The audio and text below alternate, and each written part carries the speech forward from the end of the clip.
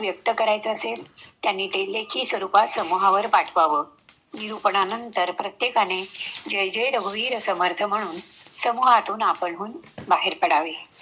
रुपालीताई, आपण निरूपणास सुरुवात करावी. जय जय रघुवीर समर्थ. श्रीराम जय राम जय जय राम. गणेश शारदा चैव सद्गुरुः सज्जनस्तथा. आराध्य दैवतं गुह्यं सर्वं मे रघुनंदनः. गणेश शारदा सद्गुरु संत सज्जन कुळेश्वरू. सर्व ही माझा रघुवीरू सद्गुरु रूपे.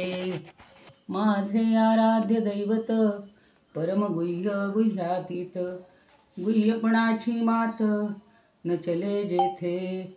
यो जातो मरुदौषजो क्षितितले. संबोधयन् सज्जनान् ग्रंथं यो रचयन् सुपुण्यजनकं. श्रीदासबोधाभिधं यः कीर्त्या पठनेन सर्वविदुषां स्वान्तापहारी सदा. सोऽयं मुक्तिकरक्षितौ विजयते श्रीरामदासो गुरुः. मला वाटते अंतरी त्वा वसावे. तुझ्या दासबोधासी त्वा बोध व्हावे. अपत्यापरी पाववी प्रेमग्रासा. महाराज या सद्गुरु रामदासा. ब्रह्मानंदं परमसुखदं केवलं ज्ञानमूर्तिं. द्वन्द्वातीतं गगनसदृशं तत्त्वमस्यादिलक्ष्यम्. एकं नित्यं विमलमचलं सर्वधी साक्षिभूतं. भावातीतं त्रिगुणरहितं सद्गुरुं तन्नमामि. गुरुर्ब्रह्मा गुरुर्विष्णुः गुरुर्देवो महेश्वरः. गुरुः साक्षात् परब्रह्म तस्मै श्रीगुरवे नमः. अनेन प्रियतां देवो भगवान् जानकीपतिः. श्रीरामचन्द्रः पूर्वेषाम् अस्माकं कुलदैवतं. श्रोता वक्ता श्रीराम समर्थ. श्रीराम समर्थ.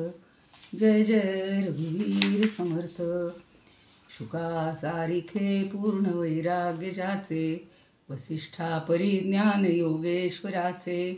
कवी वाल्मिका सारिखा मान्य ऐसा. नमस्कार माझा सद्गुरु रामदासा. उपदेश जाला असे राघवाचा. श्रवणी जसा गुण परीक्षितचा. विवेकी विरागी जगी पूर्ण तैसा. नमस्कार माझा सद्गुरु रामदासा. करी कीर्तने नारदा सारखाची. कदर्यू परी शांती जाचे सुखाची. चया वाटते कांचनू केर जैसा. नमस्कार माझा सद्गुरु रामदासा. जय जय रघुवीर समर्थ.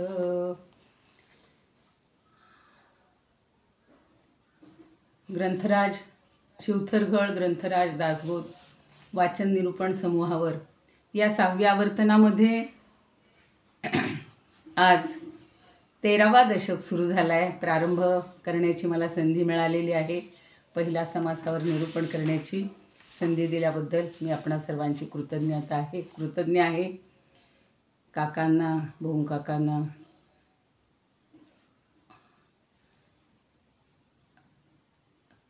रोहिणीताईंना आणि ज्योत्स्नाताईंना प्रथम धन्यवाद देते. श्रीरामांना वंदन करूया. श्री समर्थांना वंदन करूया. सीतामाईला वंदन करूया. श्री समर्थांना वंदन करूया. तुम्ही श्रोते जगदीश मूर्ती. तेथे माझी व्युत्पत्ती किती. बुद्धिहीन अल्पमती सलगी करीते. सर्वांच्या श्रोत्यांच्या ज्येष्ठ श्रेष्ठ या सर्वांना हृदयस्थ परमात्म्याला वंदन करून आजच्या या आत्मानात्मविवेक या समासाला, अर्थातच नामरूप नामाचा दशक आहे, तर याला प्रारंभ करूया. खरं म्हणजे या दशकाचं नावच खूप छान मला आवडलं. ते नामरूप दशक म्हणजे हे शीर्षकच असणारा हा त्रयोदशक किंवा 13वा दशक आहे. आपण काल आणि परवा म्हणजे त्याच्या आदल्या दिवशी आदरणीय वसु भारद्वाज यांच्याकडून 12व्याचा सगळा आढावा खूप छानच त्यांनी घेतलेला होता आणि त्यात त्यांनी विवेक वैराग्यावर खूप सुंदर अशी अगदी हे केलेलं आहे, विवेचन केलेलं आहे. तर विवेक आणि वैराग्याच्या बाबतीत मदतीनं अंतरंगात प्रलय साधत सृष्टी उभारणीच्या उलट दिशेनं प्रवास करत करत मूळ मायेपर्यंत पोहोचलं की हे दृश्य विश्व आपल्यासाठी अंतर्धान पावतं आणि जे शिल्लक उरतं त्या निश्चल निर्विकाल परब्रह्माशी आपणाला तादाकार होता येतं. आणि याचं सविस्तर चिंतन मागच्या दशकात अभ्यासले आपण, पण तोच चिंतनाचा धागा धरून समर्थ या दशकातसुद्धा सारासार विचाराचं असणारं महत्त्व ठसवण्याचा प्रयत्न करत आहेत. आणि या म्हणजे 8व्या ज्ञानदशकापासूनच आपण आत्मस्वरूपाची भूमिका वेगळ्या दृष्टिकोनातून समजून घेतो आहोत. आपल्यावर सतत दृश्याचा भडीमार होत असतो. सगळी पंचेंद्रिय, वासना, विकार यांच्या संगतीत असल्यामुळं समर्थ आणि सगळेच संत आपल्याला सांगत असलेली आत्मदर्शी भूमिका काही आपल्या अंतरंगात स्थिर होत नाही. आणि आत्मज्ञान प्राप्त करावं, काय करावं असा शिष्यानं गुरुला प्रश्न विचारला. तर त्या गुरूंनी त्याला असे छान एक उदाहरण म्हणजे सांगितलं आहे किस्सा. नुकताच भोजन प्रसाद झालेला होता आणि भांडी धुवायची बाकी होती. तर गुरूंनी त्या शिष्याला सांगितलं की ही खरकटी भांडी आहेत ना, यातलं एक भांडं तू घेऊन जा आणि स्वच्छ धुवून आण. आता भांडं स्वच्छ करून आणलं त्यानं. मग गुरूंनी त्याला विचारलं की हे भांडं साफ करताना तुला अधिक मेहनत कुठं घ्यावी लागली, आतून घासताना की बाहेर घासताना? तर अर्थातच शिष्य म्हणला, आचार्य, भांड्याची आतील बाजू स्वच्छ करायला मला फार श्रम पडले. मग ते स्मितहास्य करून गुरु त्याला म्हणतात, तेच आत्मज्ञान प्राप्त करण्याचं रहस्य. आपल्या चित्तात जन्मोजन्मीचं इतकं खरकटं साठलेलं आहे. विवेक करून नामासारख्या सूक्ष्म साधनानंच ते हळूहळू स्वच्छ करत राहिलं पाहिजे. आणि तीच आत्मज्ञान संपन्न करण्याची, प्राप्त करण्याची गुरुकिल्ली आहे. म्हणून मागच्या दशकात अगदी म्हणजे सुदीर्घपणे विवेक वैराग्याची महती सांगून आत्ता पुन्हा या दशकात आत्मानात्म विवेकाची भूमिका पुन्हा एक वार समर्थ आपल्याला विशद करता आहेत. आणि या समासाचा चिंतन करण्यासाठी किंवा अभ्यास करण्यासाठी या दशकात काय सांगायचं आहे नेमकं, तर आपण थोडक्यात सगळ्यांची मतं अनेकांनी वेगवेगळ्या प्रकारे सांगितलेलं आहे याचं महत्त्व. तर ते थोडंसं 5 मिनिट समजून घेऊया. आणि मग या ओव्यांचा थोडासा आत्ता स्मिताताईंनी ओव्याई वाचन फार सुंदर केलं. आणि आपल्या उदय दादांनी आनंदाचे डोही, इतकं आनंद समर्पक असं ते बरोबर लावत असतात ना, तर खूप चांगलं असे. तर हा जो काय म्हणू आपण आत्मानात्म विवेक हा जो समास आहे त्याच्यामध्ये समर्थांनी अनात्मा हा शब्द जड आणि पांचभौतिक शरीर आणि आत्मा हा शब्द जीवात्मा किंवा मन या अर्थानं वापरलेला आहे. आणि अध्यात्मशास्त्रात आत्मा हा शब्द कधीकधी परब्रह्म म्हणूनही वापरला, म्हणजे मुख्य त्याचा उद्देश असतो. पण कधीकधी जीवात्मा, आपण अंतरात्मा आणि परमात्मा असे 2 हे करत असतो, शब्दप्रयोग करत असतो.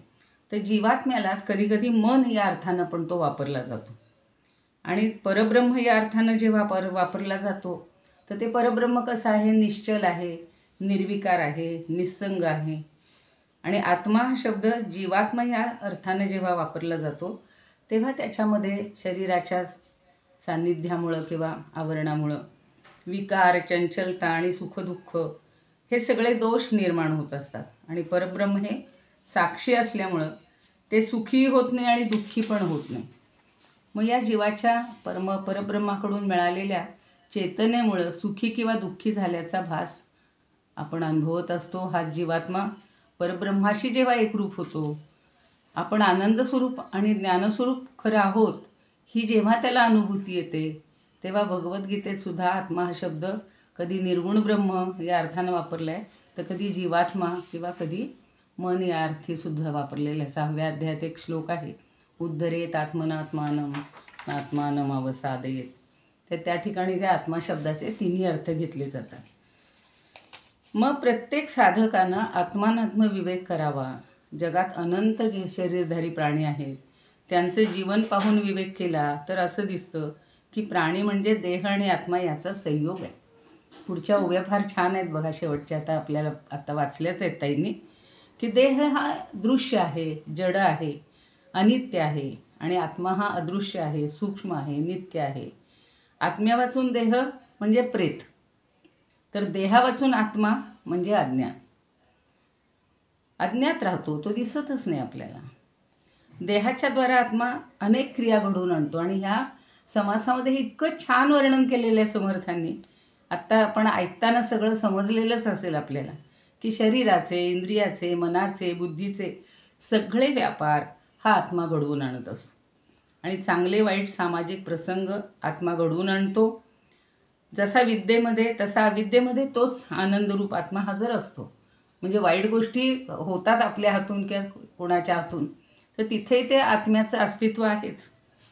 आणि जगात घडणाऱ्या सगळ्या घडामोडींचं मूळ कारण सूक्ष्म अशा ह्या आत्म्यामध्येच आहे, हे ज्ञानी पुरुष ओळखतात. आपण मात्र सगळ्या बाह्य चराचराला किंवा पसाऱ्यालाच महत्त्व देतो.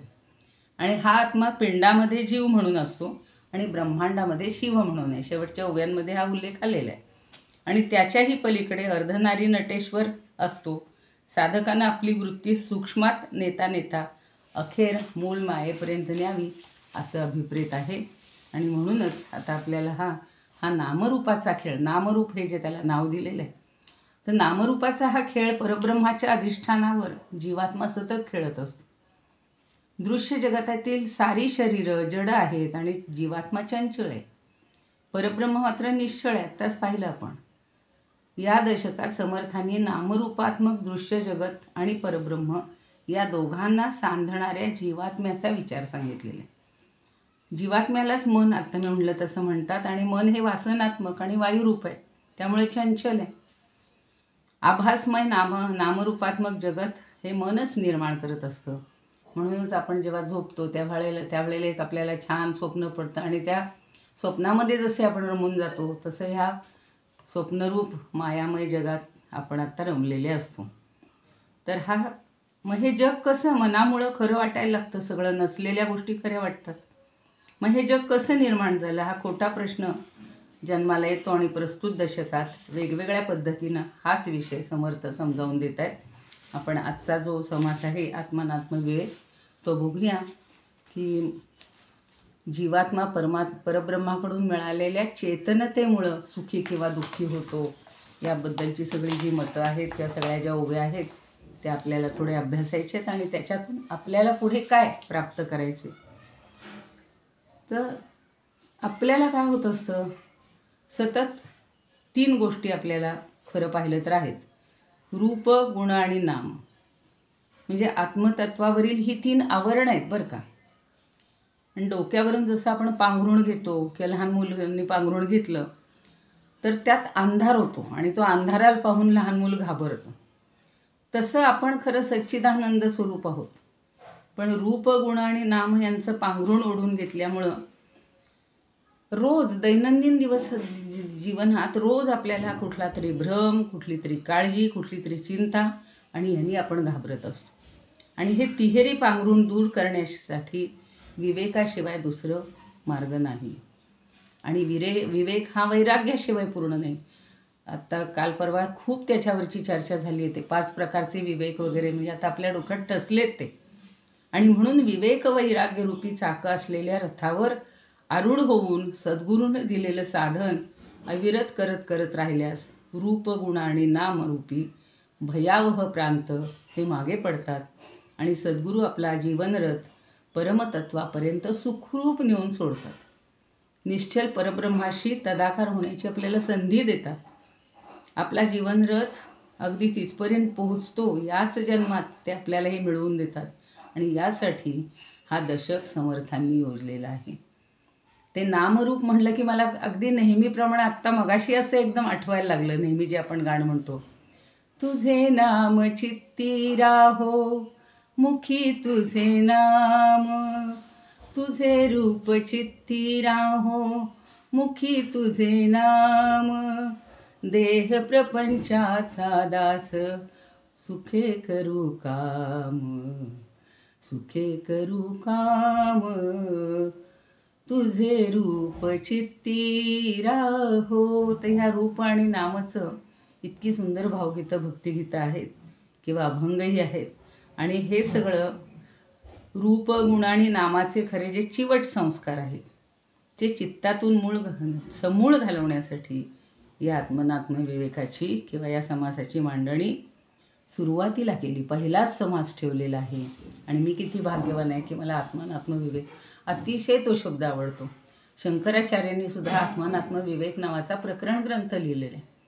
आणि सुरुवातीलाच पहिलीच त्याच्यातला श्लोक म्हणू किंवा सूत्र म्हणूया की आत्मनः किम निमित्तम दुःखम. आत्म्याला कोणत्या कारणानं दुःख होतं. पण त्याच्यासाठी त्यांची अगदी सुरुवात अशी आहे, मला ती फार आवडते.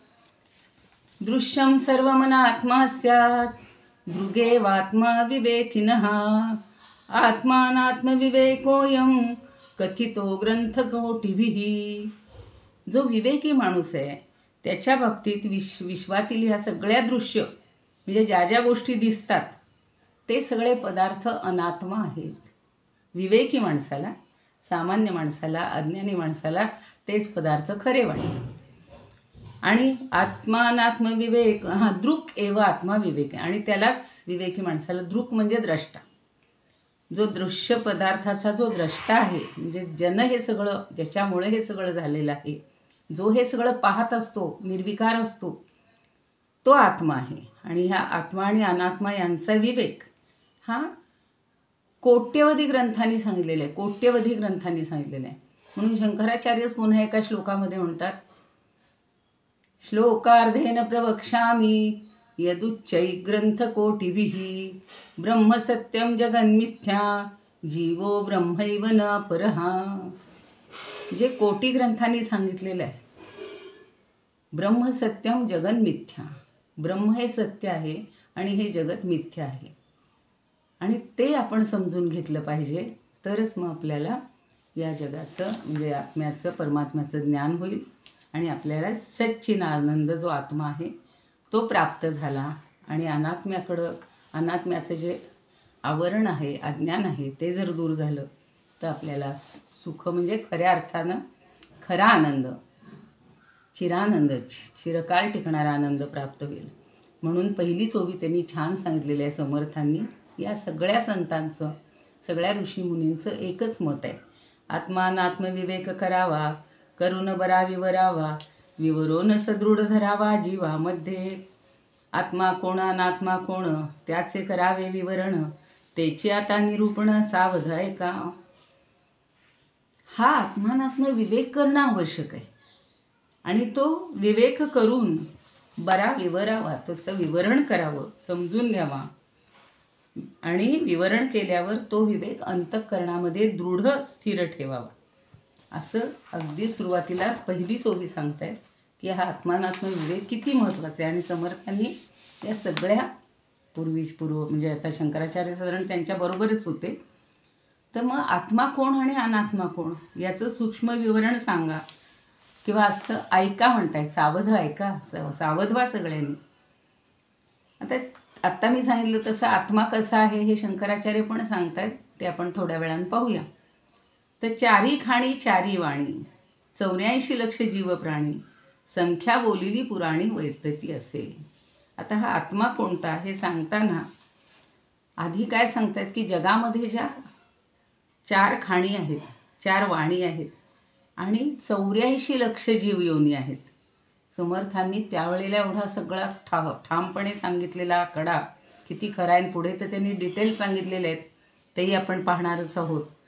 तर 4 खाणींच्या आणि 4 वाणींच्या मिळून 84 लाख जीवयोनी आहेत अशी संख्या पुराणात सांगितली, भागवतातही संख्या सांगितलेली. तर दासबोधामध्ये हा सगळा 4 जिन्नस असाही उल्लेख त्यांनी अनेक ठिकाणी केले. 4 जिन्नस म्हणजे काय की 4 खाणी आणि 4 वाणी. खाणी म्हणजे काय हो, त्याची किती ठिकाणी संदर्भ आलेत. खाणी निरोपिल्या तातडी तो 4था जिन्नस. किंवा या 4 खाणीत अनंत प्राणी निर्माण झालेले आहेत किंवा होतात, त्यांच्यात जाणीव असते. 4ही खाणी अनंत प्राणी जाणीवेची झाली दाटणी. हे जरा संदर्भ मी दासबोधातलेच इतर ठिकाणचे आता 20व्यात येणार आहेत हे सगळे संदर्भ, 20:5 मध्ये 12:13 मध्ये. आणि 4 खाणींचे नुकतेच उल्लेखही आधी येऊन गेलेले आहेत. 3 10 37, 8 21, 13 3 15. तर आता खाणी म्हणजे काय? अंडज, जारज, स्वेदज आणि उद्भिज हे 4 प्रकारचे मुख्य जे भेद आहेत त्याला खाणी म्हणलेलं आहे. खाण कशी असते की त्या खाणीमध्ये खूप काही साठा असतो. तसं जारज म्हणलं की जरायूपासून म्हणजे त्या वारेपासून जन्माला येणारे ते जारज. म्हणजे जन्माला येतात ते. असे आपण पशु आणि आपण सगळे मनुष्य प्राणी. नंतर अंडज म्हणजे अंड्यापासून निर्माण होणारे असे कितीतरी असंख्य पक्षी आहेत. आणि स्वेदज, आता उन्हाळा सुरू होईल त्यावेळेला आपल्याला ते जाणवतं. स्वेद म्हणजे घामापासून निर्माण होणारे ते स्वेदज. आणि उद्भिज म्हणजे जमीनवर फोडून, म्हणजे वर, बीज म्हणजे फोडणे, उद्भिज म्हणजे वर फोडून येणारे सगळी पिकं, सगळी धान्य, सगळे वृक्ष, वल्ली ह्या सगळ्या उद्भिज आहेत. आणि पृथ्वी आणि पाणी हे त्यांना बीजरूपानं आहेत. आता काही ठिकाणी 2 खाणींचाच उल्लेख केलेला आहे. म्हणजे जळ आणि स्वेदापासून झाले ते प्राणी स्वेदज बोलिले एक वायू करता झाले अकस्मात उद्भिज, असा 10व्या दशकात आपण पाहिलेला उल्लेख. अंडज, जारज, स्वेदज आणि उद्भिज, पृथ्वी पाणी सकळांचे बीज, ऐसे हे नवल चोज सृष्टी रचनेचे. आणि आता 13:3 मध्ये पण हा संदर्भ येणार आहे. 4 खाणी 4 वाणी 84 लक्ष जीवयोनी, जेणे निर्मिले लोक तिनी तया नामदेव. 8व्यात येऊन गेलेला हा संदर्भ देवदर्शनमध्ये. 4 खाणी 4 वाणी 84 लक्ष जीवयोनी, निर्माण झाले लोक तिनी पिंड ब्रह्मांड. 13:4 मध्ये पुन्हा येणार आहे. म्हणजे हा उल्लेख का मुद्दाम करतायत की आपल्याला हे सगळं समजलं पाहिजे, हे ज्ञान. अंडज, जारज, श्वेतज म्हणजे श्वेतजाची जी श्वेतज म्हणले त्यांनी, पृथ्वी पाणी सकळांचे बीज, ऐसे हे नवल चोज सृष्टी रचनेचे. हे सगळं नवल आहे हो. काल काही नव्हतं. आत्ता आम्ही 3 महिन्यापूर्वी इथं येऊन गेलो.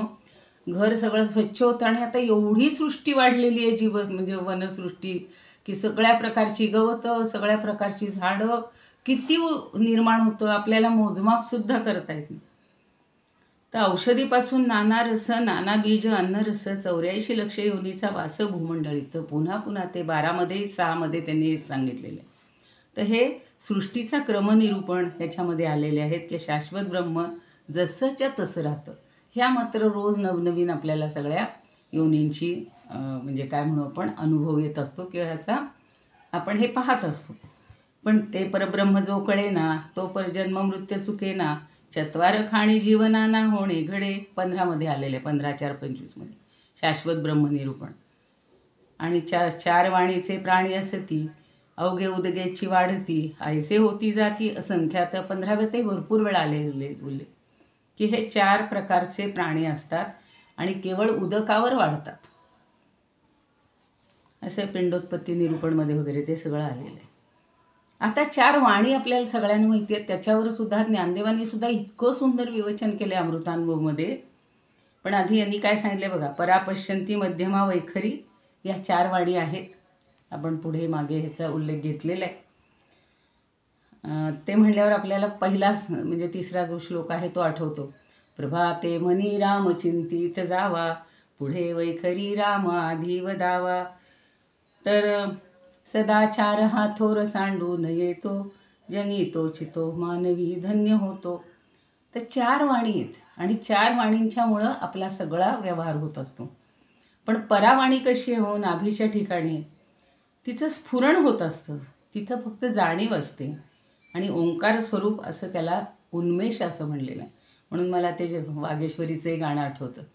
जय शारदे वागेश्वरी, जय शारदे वागेश्वरी, विधिकन्यके विद्याधरी, वागेश्वरी वागेश्वरी.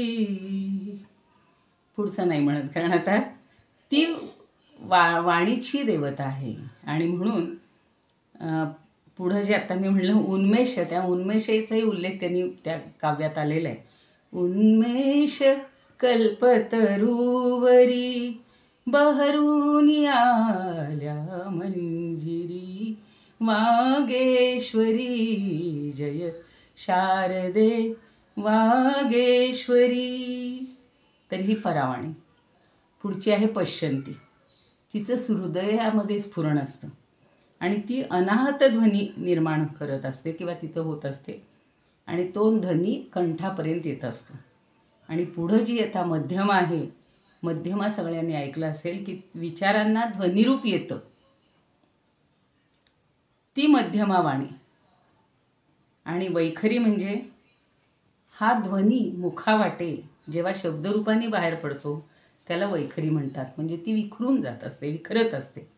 वैखरी वाणी म्हणजेच आपली बोलीभाषा, विचारांना मिळालेल्या शब्दांचं सगळं रूप या नादामध्ये असतं. आणि म्हणून आपण जे आत्तापर्यंत रामधून म्हणत होतो ना, नादातून या नाद निर्मितो श्रीराम जय राम जय जय राम, तो जो नाद आहे ना तो या वैखरी वाणीमुळं. आणि श्वासप्रश्वासाच्या अजपाजपाप्रमाणेच वैखरी वाणीनं शब्दरूपानं या रामाचा सतत जप करावा, नामजप करावा. आणि आपल्याला नामरूप हे नाव दिलेलं आहे. आणि त्याच्यावरून आता आपल्याला ज्ञानदेवांनी सुद्धा या चारी वाणींचा फार हे केलेलं आहे. म्हणजे वाणींचं वाचा ऋण परिहार म्हणून नावाचं प्रकरण लिहिलेलं आहे त्यांनी. आणि त्यांनी असं म्हणलेलं आहे, एरवी पराधिका चौघी जीवमोक्षाच्या उपयोगी अविद्ये सर्वे अंगी वेचती किर. म्हणजे जर असा विचार केला तर जीवात्म्याची झोप घालवण्याकरता श्री गुरु ज्या वाणीनं बोभाटा करतात त्या चार आहेत, परा, पश्यंती, मध्यमा आणि वैखरी. चत्वारी वाक्परिमिता पदानी तानी विदुर ब्राह्मणा ये मनीषिणः गुहा त्रीणी निहितान्न नेंगयंती तुर्यम वाचो मनुष्या वदंती. त्याच्यावर खूप आहे की परावाणी ही प्रधान आहे आणि महाकारण देहाश्रित आहे आणि लिंगाचं मूळ जे मूलाधार तिथं ती राहते असं त्यांनी सांगितलं. पश्यंती मनप्रधान आहे, ती कारण देहाश्रित आहे आणि नाभीस्थानात असलेल्या स्वाधिष्ठान चक्राच्या ठिकाणी राहते. मध्यमा बुद्धिप्रधान आहे, ती लिंगदेहाश्रित असून हृदयातील मणिपूर चक्राच्या ठिकाणी राहते. आणि या तीन वाणी केवळ स्फुरणरूप, सूक्ष्म आणि साक्षीगम्य आहेत. वैखरी वाणी प्राणशक्ती प्रधान, क्रियारूप आहे आणि माणसे ही चौथी वाणी बोलतात. या वर्णोच्चारांच्या भेदानं या सगळ्या अनित्य आहेत आणि ही वाणी स्थूल देहाच्या आश्रयानं राहते. ती मुखातील कंठ, तालू, दंत, ओष्ठ इत्यादी अवयवांच्या ठिकाणी राहते. आणि आपल्याला माहिती आहे की सगळे जे उच्चार करतो आपण ते या वाणीच्या माध्यमातूनच करत असतो. यांनी आपल्या संकेत कुबडीमध्ये हंसराज स्वामींनी सुद्धा सांगितलेलं आहे की या 13व्या दशकाला आरंभ होत आहे. 13वं दशक अतिशय सुंदर आहे आणि तो साधकांसाठी माहेरघरच आहे. विदेह स्थिती प्राप्त करू इच्छिणाऱ्यांनी तत्परतेनं त्याचं श्रवण करावं. आता 13वा अतिसुंदर जो का साधकाचे माहेर, विदेह स्थिती तत्पर होऊन ऐका. प्रथम समासी सविस्तर आत्मानात्म विचार, देहात्मयोगे व्यवहार सर्व करी. जडती तुके नाशिवंत, जे आपल्याला आत्मा आणि अनात्मा, तर नाशिवंत म्हणजे अनात्मा. चंचळते जाणावे नित्य, अष्टकाया ओलांडुनी हेत स्फूर्तिरूपे राहिला. असं देह जड असून आत्मा चंचळ आहे. देह आणि आत्मा हे दोघं परस्परावलंबी असून ते दोघं एकमेकांच्या सहकार्यानं सर्व व्यापार करतात. आणि ते व्यापार कसे करतात ते आता आपल्याला 5व्या ओवीपासून पाहायचं आहे. सगळे व्यवहार म्हणजे मगाशी सांगितलं तसं शरीर, मन, बुद्धी या सगळ्यांचे व्यवहार हे आपल्याला या आत्म्यामुळेच घडत असतात. आणि आत्मा हा जीवात्मा म्हणून 15व्या अध्यायातही म्हणलेलं आहे, द्वाविमौ पुरुष उलोके क्षरश्चाक्षर एवच क्षरः सर्वाणि भूतानि कूटस्थोक्षर उच्यते उत्तम पुरुषस्त्वन्या परमात्मेत्युदारुता यो लोकत्रयमाविश्य बिभर्त्यव्य ईश्वरा. हे सगळ्यांना माहिती आहे. तर हा जो जीवात्मा आहे या शरीरामध्ये राहिला आहे तो आपलं विसरून गेलेला मूळ परमात्मरूप. आणि मग तो सगळ्या या देहाच्या जेवढ्या काही हालचाली आहे, जेवढं काही आहे ते सगळं तो करत असतो. आता शंकरा मगाशी म्हटलं तसं स्थूल शरीर कसं आहे तर पंचीकृत वगैरे आहे असं आत्मानात्म विवेकमध्ये म्हणलेलं आहे. आता नाना प्रकारांची शरीरे सृष्टीत दिसती अपार येतं, यामध्ये निर्धारे आत्मा कवणू. त्यात आत्मा कसा आहे ते विचारलेलं आहे. दृष्टीमध्ये पाहतो. आता इथून सुरुवात होते 5वीपासून. तर मी ओव्या नाही म्हणत आता, कारण वेळेत मग ते बसणार नाही आपल्याला. तर देहात राहणारा आत्मा हा डोळ्यांनी पाहतो, कानांनी ऐकतो, जिभेतून स्वाद घेतो आणि प्रत्यक्ष असं सगळं दिसतं. आपल्याला ह्या ज्या सगळ्या शक्ती मिळाल्या आहेत ह्या त्या आत्म्यामुळे आहेत. तो आत्मा डोळ्यांनी आता पाहिलं, डोळ्या सगळ्या पाची इंद्रियांची जी कामं आहेत ती तोच करतो. म्हणून केनोपनिषदातही म्हणले, यद्वाचा अनभ्युदित येन वाग अभ्युद्यते तदेक ब्रह्मत्वं विद्धित नेदम यदिदम उपासते. म्हणजे जिथं वाणी कुंठित होते पण वाणीची उत्पत्ती मात्र ज्याच्यापासून होते ते ब्रह्म आहे, हे तू लक्षात घे. यत् चक्षुषा न पश्यती येन चक्षुंशी पश्यती. म्हणजे डोळ्यांनी पाहता येत नाही पण ज्याच्यामुळं हे डोळे पाहू शकतात. वाणी बोलू शकत नाही पण ज्याच्यामुळं ही वाणी बोलू शकते. म्हणजे हे दोन्ही आपल्याला समजून घेतलं पाहिजे. आणि ते ब्रह्म आहे किंवा तो आत्मा आहे. घ्राणामध्ये वास घेतो, म्हणजे प्रत्येक इंद्रियाचं सांगितलं आहे की घ्राणेंद्रियाने नाकातून आपण वास घेतो, त्वगिंद्रियाने स्पर्श करतो, शब्द ओळखून वाणीतून बोलतो. असा हा आत्मा आहे. आणि तो सावधान आहे पण चंचल आहे. चंचल कशामुळं त्याला इथं म्हणले, शरीराच्या क्रिया करतोय म्हणून. नाही तर आत्मा तसा निश्चल आहे परमात्मा. पण इथे आत्मा जे वर्णन केले अंतरात्म्याचं ते हे सगळं आपल्याला समर्थ समजावून सांगतात. गतिमान आहे, इंद्रियांच्याद्वारे तो एकटा सगळ्या बाजूनी सगळी हालचाल करत असतो, घडवून आणतो. नाहीतर बघा ना, ठप्प झालं असतं आपलं प्राण, सगळे प्राण पंचमहाभूत सगळी कार्यरत आहेत ती केवळ त्या आत्म्यामुळेच आहे. पायानं चालवतो, हात हलवतो, भुवया खालीवर करतो. समर्थांनी ते छान भ्रुकुटी पालवी डोळा घालवी. मला इतकं आवडले. पालवी म्हणजे किती सुंदर शब्द वापरलेला आहे त्यांनी. पापण्यांची जी उघडझाप होती त्याला पालवणे शब्द वापरले. आणि हे सगळं तोच करत असतो. आपल्या चित्तातलं मनातलं मनोगतसुद्धा तोच बोलत असतो. म्हणून मला ते गाणं आठवतं. देव बोलतो बाळमुखातुनी, देव डोलतो उंच पिकातुनी, कधी होऊनी देव भिकारी, अन्नासाठी आर्त पुकारी. ठीक आहे, असं ते. आता धिटाई बघा, बुद्धीचे जे काही गुण आहेत, तर आत्मा हा धीटपणा देतो, लाजवतो. हे जे काही मनाचे आहेत, लाजणं, पुन्हा खाजवणं हे शरीराचं आहे. खोकायला, ओकायला, थुंकायला, म्हणजे जेवढ्या क्रिया आपल्या आहेत तेवढ्या समर्थांनी इथं सगळ्या एकत्रित आणले.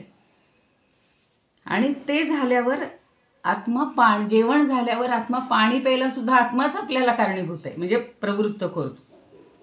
बरं, ते सगळं झाल्यावर पुन्हा उत्सर्जन. म्हणजे मला तर हा विचार असताना डोक्यात येत होतं की सायन्सनी जी 5 संस्था सांगितलेल्या आहेत, उत्सर्जन हे की नाही, सगळ्या आपल्या रक्ताभिसरण, सगळ्या संस्था इथं त्यांनी आणलेल्या आहेत. तर मलमूत्र त्यागी म्हणजे त्याचा त्याग करणं, किंवा शरीराचा तोल सांभाळणं, प्रवृत्ती निवृत्तीचं विवरण. एखादी गोष्ट करण्याकडे प्रवृत्ती होते, एखादी गोष्ट न करण्याकडे निवृत्ती होते. हे सगळं तो आत्माच करत असतो. मग म्हणजे हुंगणं, चाखणं, एखाद्याला, प्रत्येकाला ओळखणं. आपल्याला किती गोष्टी आपण ओळखत असतो. कधी आनंद होतो कोणी भेटलं की, किंवा एखाद्याचा धाक वाटतो, नको बाबा ती व्यक्ती आली, दार बंद करून ठेवतील, डोळे झाकून घेतील. हे सगळं तो आत्माच करतो. आणि मग आनंद, विनोद, उद्वेग, चिंता सगळ्याचा अनुभव हा आत्माच घेत असतो. सगळ्याचा अनुभव हा आत्माच घेत असतो. पदार्थाची आस्थ्या म्हणजे एखाद्याची आवड, तेच पाहिजे, इच्छा तेच करतो. ज्यांनी वाईट बरं तोच करतो. आणि आपल्या राखे पराव्या मारी तोची आत्मा. म्हणजे आपल्याला एखाद्याचं रक्षण करायचं असेल किंवा एखाद्याला मारायचं असेल तर ते सुद्धा तोच आत्मा करून घेत असतो. ते युद्धाचं तर उदाहरण मला फार आवडले. 14वी ओवी आहे बघा, की युद्धे होता दोहीकडे, नाना शरीरी वावर परस्परी पाडी पडे तोची आत्मा. म्हणजे एखादं युद्ध जेव्हा होतं, आजच एक ते स्वप्नाचं उदाहरण दिलेलं होतं की स्वप्न पडल्यावर आपल्याला खूप सैन्य आलेलं आहे, मग मी सेनापती झालेलो आहे आणि सगळ्यांना चित करतोय. हे स्वप्नात सुद्धा येतं ना, हे इथं प्रत्यक्षातही असं घडत असतं. ते एकमेकांशी लढणाऱ्या माणसांपैकी त्यांच्यामध्ये एक पाडतो आणि दुसरा पडतो, हे सुद्धा त्याच्यामुळंच घडत असतं. किंवा तो देहात येतो, देहातून जातो, देहात राहतो, हसतो, रडतो, पश्चात्ताप पावतो. ज्याच्या त्याच्या व्यापाप्रमाणे तो आत्माच भाग्यवंत किंवा भाग्यहीन. फार सुंदर उभी बघा. तो येतो जातो, तेही वर्ततो, हसतो, रडतो, प्रस्तावतो, समर्थ करंटा होतो व्यापा सारिखा. किती म्हणजे बरं. होतो लंडी, होतो बळकट. म्हणजे कधी कधी लंडी म्हणजे आपण ज्याला हे म्हणतो ना भित्रा होतो, तो कधी कधी बळकट अगदी बलवान होतो, आणि कधी कधी विद्यावंत होतो, धट होतो, धटिंगण होतो, न्यायप्रिय होतो, न्यायवंत होतो, तो कधी तोच उद्धट होतो. हे सगळं आत्माच करवतोय. म्हणून मुंडकोपनिषदात म्हणले, नायम आत्मा बलहीनेन लभ्यो, नायम आत्मा प्रवचनेन लभ्यो, न मेधया न बहुना श्रुतेन, एते रूपायै यतते यस्तु विद्वान, तस्यैव आत्मा विशते ब्रह्मधाम. म्हणजे बलयुक्त, अप्रमादी, त्यागी माणसाला ज्ञान होतं, ते सुद्धा शरीरात ज्ञानाचा उदय होतो, ते सगळं आत्म्याशिवाय काही होत नाही.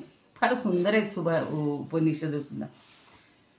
किंवा तोच धीर आहे, उदार आहे, कंजूषही तोच आहे, वेडाही तोच आहे, आणि शहाणाही तोच आहे. म्हणजे हे सगळं त्याच्यामुळंच आपल्याला हे सगळं प्राप्त. अर्थात आपल्याला पूर्वजन्मीचे जे काही घडलेलं आहे तेही कारण असतं.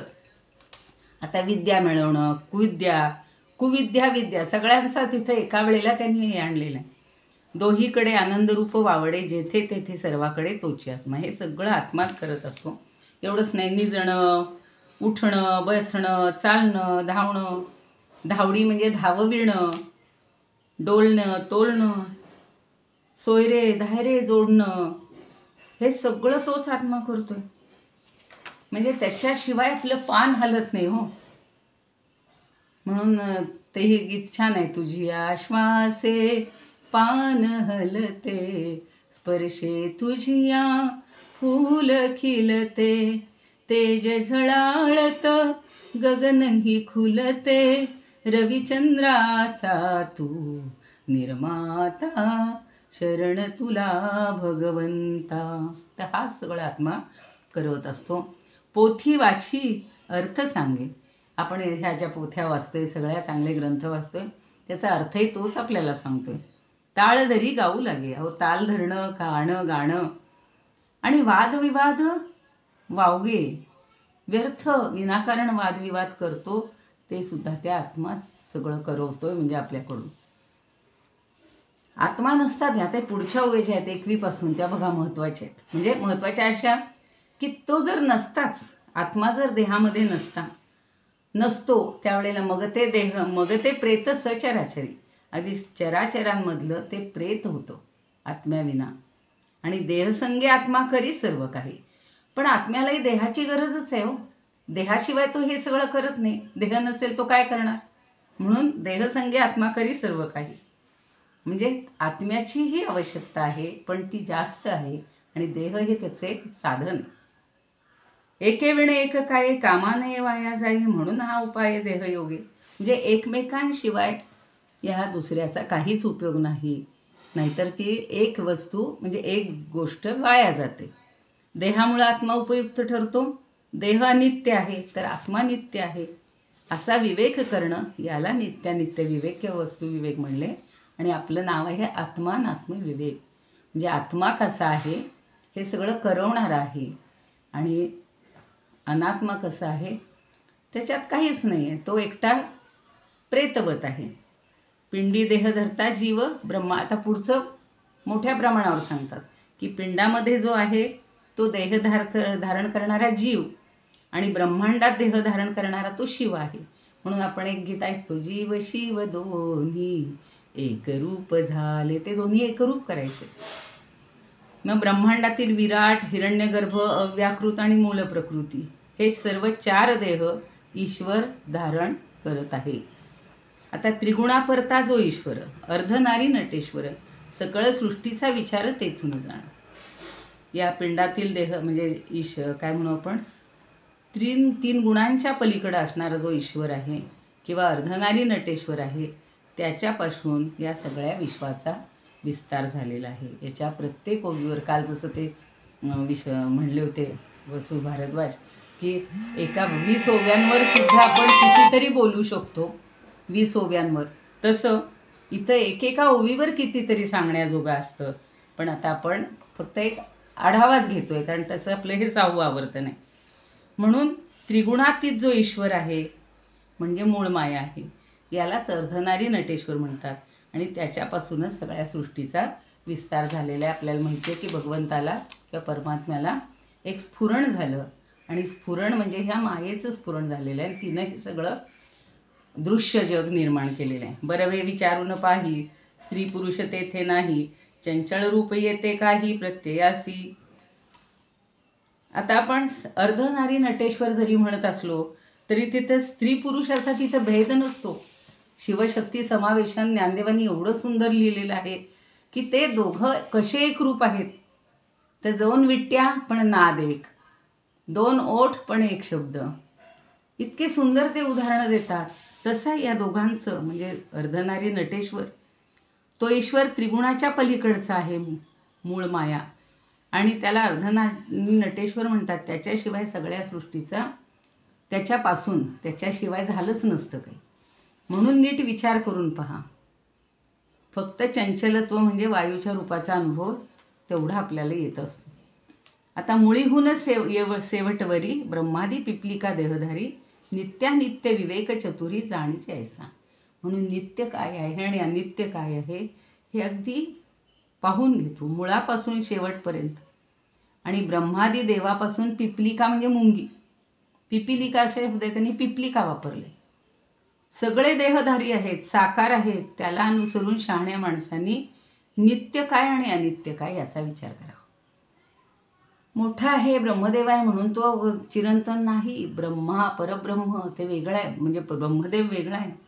आणि ह्याचा नीट विचार करून पहा, कारण जे जे जड आहे तितकं अनित्य आहे, आणि जे सूक्ष्म आहे तितकं नित्य आहे.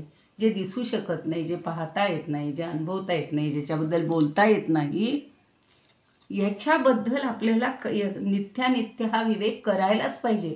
आत्मानात्म विवेक करायलाच पाहिजे. स्थूल सूक्ष्म बोलांडिले, कारण महाकारण सांडिले, विराट हिरण्यगर्भ खंडिले विवेकाने. खरे ह्या पुढच्या गोष्टी जास्त महत्त्वाच्या आहेत, पण त्या अनेक ठिकाणी आलेले आहेत की खोल विवेक करून स्थूल सूक्ष्म मागं टाकायचे आणि महाकारण देह मागं टाकायचं. विराट हिरण्यगर्भ देखील ओलांडायचे असतात. 4 देहांच्या पलीकडे जाऊन परमात्म्याशी आपल्याला मिलन करायचं. मग पिंडाचे 4 देह सूक्ष्म ते सगळे आता माहिती आहेत आपल्याला, कारण महाकारण आणि विराट हिरण्यगर्भ हे सगळे मागं टाकायचे. अव्याकृत मूळ प्रकृती, पण ही मूळ प्रकृती कशी आहे? अव्याकृत आहे, म्हणजे ज्यामध्ये विकार नाही आहेत. आणि जी मूळ प्रकृती ती स्थिर होते, तिथं वृत्ती आपली स्थिर होते, आणि ती वृत्ती जाऊन वृत्तीरहित होण्यासाठी पुढचं निरूपण ऐकायचं. तर पुढचा जो समास आहे सारासार विचार, त्याच्याही पलीकडेच यायचं आपल्याला, प्रकृतीपर्यंत थांबायचं नाही. म्हणून 31मध्ये महत्त्वाचं सांगतात, आत्मानात्म विवेक बोलिला, चंचळ आत्मा प्रत्ययाला, पुढीले समासे निरोपिला सारासार विचार. म्हणून या समासात जो आत्मानात्म विचार सांगितला आहे त्याच्या योगानं चंचळ अंतरात्मा अनुभवास येतो. त्याच्या पलीकडे जाण्यासाठी आपल्याला सारासार विचार आवश्यक आहे. म्हणजे अव्याकृत आणि मूळ प्रकृती या ठिकाणच्या सगळ्या वृत्ती घालवल्या पाहिजेत. त्या नाहीशी होण्यासाठी अजून आपल्याला पुढचं विवरण ऐकलं पाहिजे. मला काही प्रसंग सांगायचे होते, काही हे करायचं होतं, पण आता एक 5 मिनिटात बघते, जेवढं होईल तेवढं सांगता येईल. आपल्याला काही म्हणजे मोठे मोठे जे आता गोंदवलेकर महाराज असतील त्यांचे छात्र किंवा शिष्य ब्रह्मानंद, तर त्यांनासुद्धा लहान वयातच बघा पितृछत्र हरपलं आणि मग एकदम जबाबदारी पडलेली आहे. पण त्या सगळ्यांनी नामाचा आधार घेतलेला आहे. म्हणजे आपल्याला जर या सगळ्यातनं बाहेर पडायचं असेल तर समर्थांनी आणि सगळ्या संतांनी सांगितलेलं जे नाम आहे ते आपण घेतलं आणि परमात्म्यापर्यंत पोहोचलो तर आपल्याला हे सगळं शब्दाचं अंतर फोडून जी मुख्य वस्तू आहे, निज वस्तू आहे, आत्मवस्तू आहे ती आपल्याला शोधायला पाहिजे, तिथपर्यंत आपण पोहोचलं पाहिजे. आणि मगच आपल्याला जसं चलनी नोट असते आणि त्याच्यावर रिझर्व्ह बँकेच्या गव्हर्नरची सही असते आणि मैं धारक को 50-100 रुपये क्या जे काय देणे का वचन देता हूँ अदा करणे का असं लिहिलेलं असतं. तो गव्हर्नर काही स्वतः पैसे आपल्याला देत नसला तरी त्याच्या सहीमुळं किंवा अभिवचनामुळं त्या कागदी नोटीला जसं महत्त्व प्राप्त होत असतं, तसं हा अंतरात्मा सकळ सृष्टीचा करता धरता आहे. तो निश्चल घडणाऱ्या प्रत्येक घडामोडीचं कर्तेपण करूनसुद्धा काही न करणारा, भोगूनही काही न भोगणारा, निर्गुण अरूप निर्लेप असा आत्मा असतो. आणि हा गुह्यार्थ आपल्याला आत्मानात्मविवेकातूनच कळू शकतो. आणि ते आपल्याला समजून घेण्यासाठी पुढचा समास होईल. पण जे घडतंय ते योग्य आहे आणि हे मानायला आपण शिकलं पाहिजे. दुःखाचं पुन्हा पुन्हा उगाळत बसतो ते न उगाळता आपलं आयुष्य किंवा आपल्याला जन्म मिळालेला आहे तो कशासाठी मिळालेला आहे, तो विवेकाची कास धरून वैराग्य धरून विश्वाचं करते पण सगळं अंतरात्म्याकडं असतं. आणि पिंडीत देह धरता म्हणजे तोच सगळं आपलं देह धारण करणार आहे, सगळं करणार आहे, हे त्याचं मनामध्ये हृदयामध्ये घट्ट धरून ठेवलं पाहिजे. आत्मानात्म विवेक आणि नित्य आचरणात आणण्यासाठी समर्थांनी हा समास लिहिलेला आहे. मग हे ईश्वर चतुष्टय वगैरे पण सगळं आपल्याला आत्ता जे म्हटलं तसं हे पुढेपर्यंत त्याच्याही पलीकडे जायचे. अर्धनारी नटेश्वराचं रूप पुरुष प्रकृती असा अज्ञानवश करत असलेला आपला जो भेद आहे, सगळीकडचा भेद घालवा, भेद संपवायचा आहे. खरं म्हणजे काय म्हणू आपण, हा आत्मा काय काय करतो, एक 1.5 मिनिट आहे तोपर्यंत फक्त सांगते. असे हाची आत्मा सदा नित्य शुद्ध, असताची ज्ञान जाणवेल, न लगे जाणण्या देश कालादिक, आणिक विशुद्धी मानवास. राही तोची उभा, राही तो चालला, राही तो बैसला, झोप लावा, गमे तेथे वास, करी सर्व काळ, मुनी ज्ञानवंत आत्माराम. दिशा देश काल यम वा नियम, आसन लक्षादी राहतीन, होता आत्मज्ञान नियम बंधन, असती समस्त व्यर्थ जाण. हाची घट हेची जाणण्यास, न लगे प्रमाण मानवास. निर्मळ ते ज्ञान सोडून अन्य, जाणण्या यथार्थ वस्तुरूप. तर आपल्याला हे वस्तुरूप जे काही आहे ते जाणलं पाहिजे, समजलं पाहिजे. आणि मला असं वाटतं आज आत्म्याबद्दलचं विवरण होतं, तर फक्त एखादा मिनिट म्हणजे आहे, अजून 1-2 मिनिट आहेत, तोपर्यंत मी आत्म्याची आपण सगळे मिळून आरती म्हणूया. मला फार आवडली आहे ती आणि नेहमी सज्जनगडावर म्हटली जाते. मला हे बोलण्याची खूप संधी मिळालेली आहे. खूप बोलायचं असतं पण खरंच ह्या 40 मिनटात काहीच सांगता येत नाही हो. आणि 30-32 ओव्या फक्त फास्टमध्येच घेतलेल्या आहेत. जेवढं पटकन सांगता येईल तेवढं माझ्याकडून सांगण्याचा प्रयत्न झालेला आहे. ही सेवा समर्थचरणी अर्पण करते आणि आरती म्हणल्यावर आपण वाणीला विराम देऊया. नाना देही देव एक विराजे, नाना नाटक लीला सुंदर रूप साजे, नाना तीर्थक्षेत्री अभिनव गती माझे, अगाध महिमा पिंड ब्रह्मांडी गाजे. जय देव आत्मया रामा, निगमागम शोधिता न कळे गुणसीमा. जय देव बहुरूपी बहुगुणी बहुता काळांचा, हरिहर ब्रह्मादिक देव सकळांचा. युगान युगी आत्मा राम आमूचा, दास म्हणे महिमान बोलवे वाचा. जय देव आत्मया रामा, निगमागम शोधिता न कळे गुणसीमा. जय देव. धन्यवाद.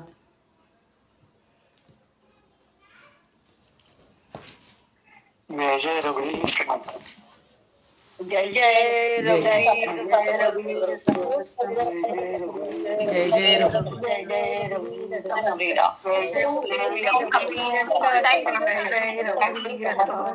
समर्थ.